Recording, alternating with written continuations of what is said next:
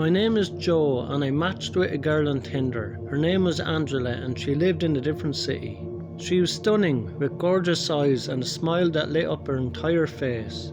We talked for hours every day, exchanging stories and laughs, and I knew I had to meet her in person. The only problem was that we didn't live in the same city. Somehow my location on the app was wrong, so I started talking to her, not realising that we were over 4 hours away.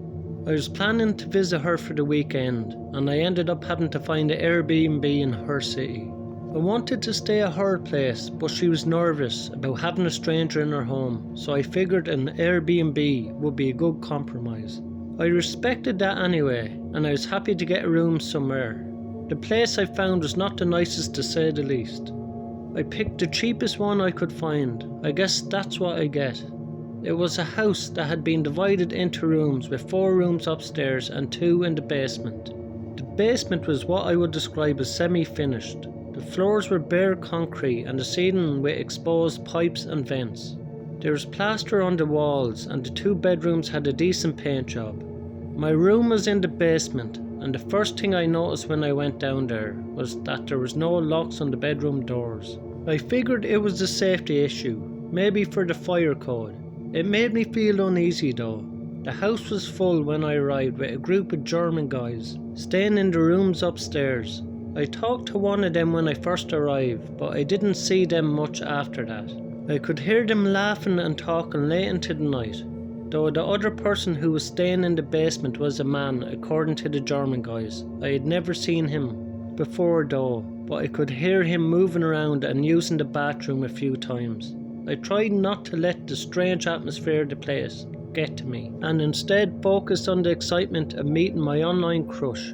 We met at a G cafe, and she was even more beautiful in person. We spent that day exploring the city and getting to know each other, but the second night everything changed. I woke up at 3:30 in the morning and I felt like somebody was in my room. The room was pitch black, so I had to turn on the light on my phone.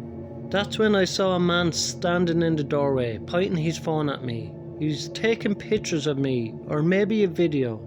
I felt a cold sweat break out on my forehead, and I immediately threatened to call the police. The man just giggled, then slowly walked away and went into the other bedroom in the basement. I wanted to call the cops, but I didn't think they'd be able to do anything. It was just my word against his, and he had every right to be in the house after all. I stayed up the rest of the night, my heart pounding in my chest. I was terrified, but I didn't want to leave the safety of my room. The next morning I packed my things and left Airbnb as quickly as I could. I stayed in a motel the next night. I never found out who that man was or what he wanted, but the experience left me shaken and haunted. In the years that followed, I tried to put the experience behind me and move on with my life. Well, on a positive note, I ended up dating Angela, and we're still together to this day. It was definitely worth it to spend the night with that creeper. Just because of that, Angela and I have a decent story about how we met. It's much better than just saying that we met on Tinder.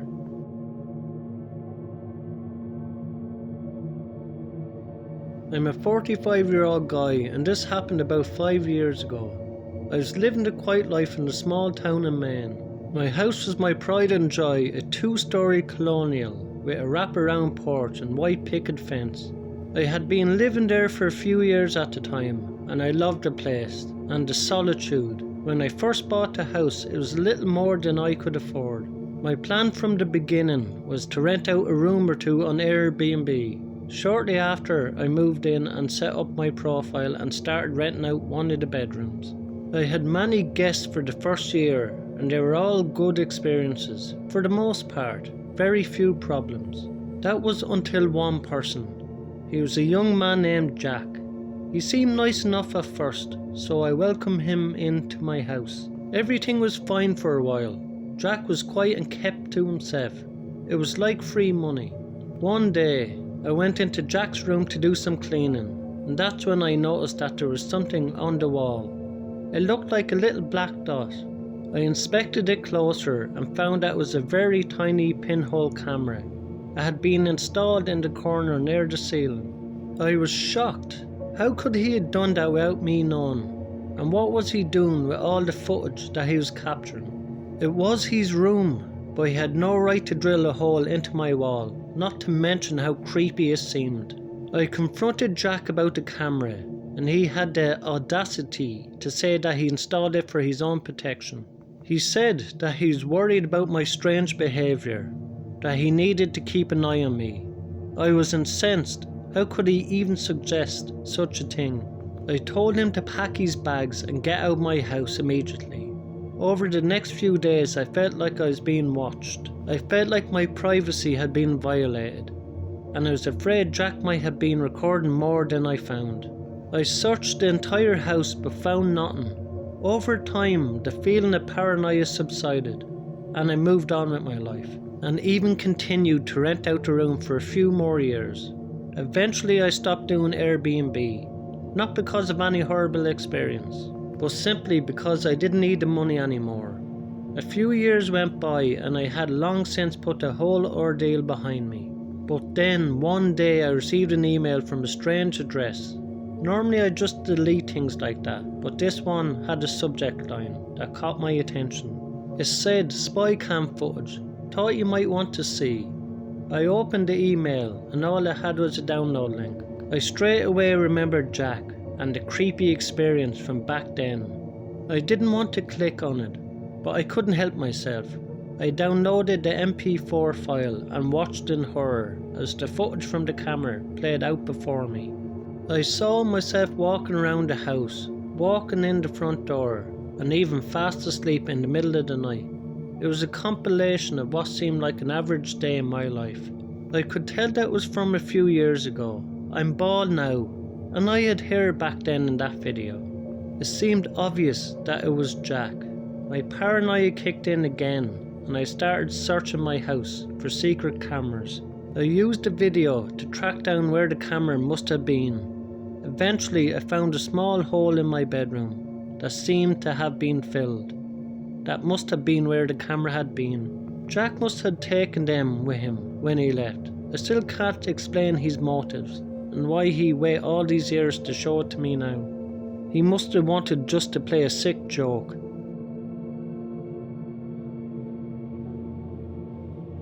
After we had been dating for about 6 months, my girlfriend and I decided to go on vacation together.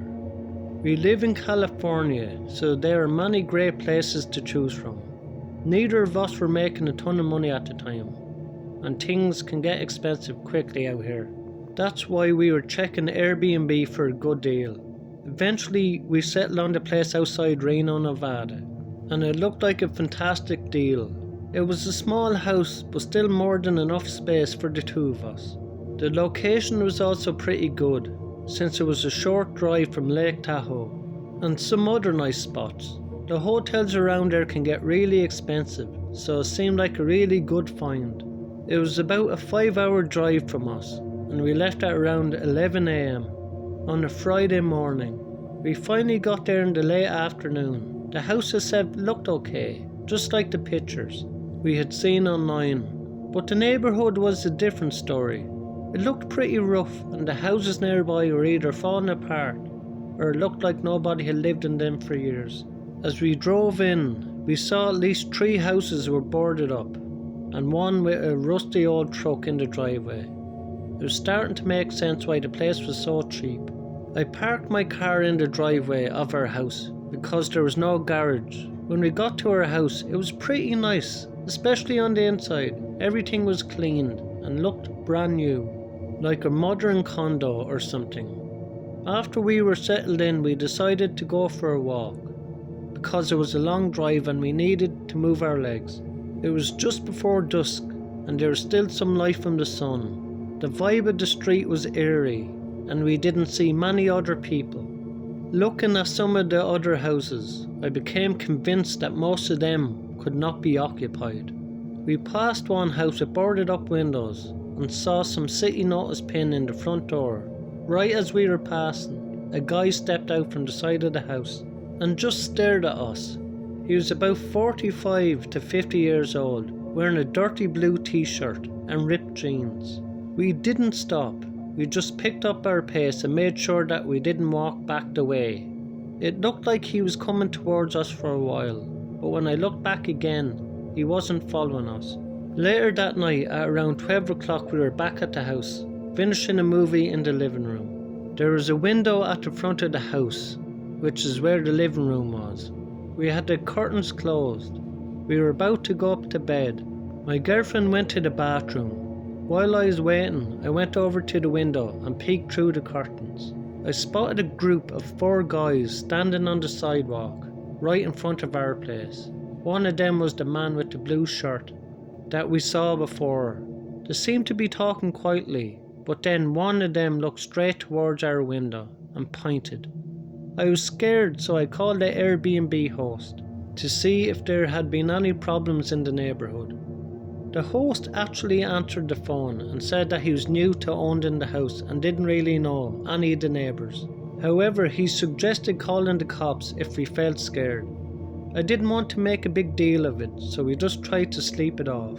The next morning we had some activities planned, but as soon as we stepped out the front door, we found that my car was stolen. We were stuck in that sketchy neighbourhood without a car, trying to figure out what to do next. I called the cops right away, and when they came out there, I showed them the house where I saw the men the day before. Obviously, I couldn't prove that was him, but he looked suspicious when we got to the old house. The officer told me that it was indeed abandoned and taken over by the city for unpaid taxes. It was in unlivable shape anyway, and there's no way somebody was staying there. It wouldn't be safe. So I don't know what the man was doing hanging around there. After the police left, we called the owner to let him know what had happened. He apologised profusely, but we were both annoyed because we didn't know we had signed up to stay in such a sketchy neighbourhood. The owner must have bought that house cheap and put some money into making it look nice for Airbnb guests. You would never have guessed from the pictures what they were getting into. He offered to refund us for the stay and even paid for our bus ride back.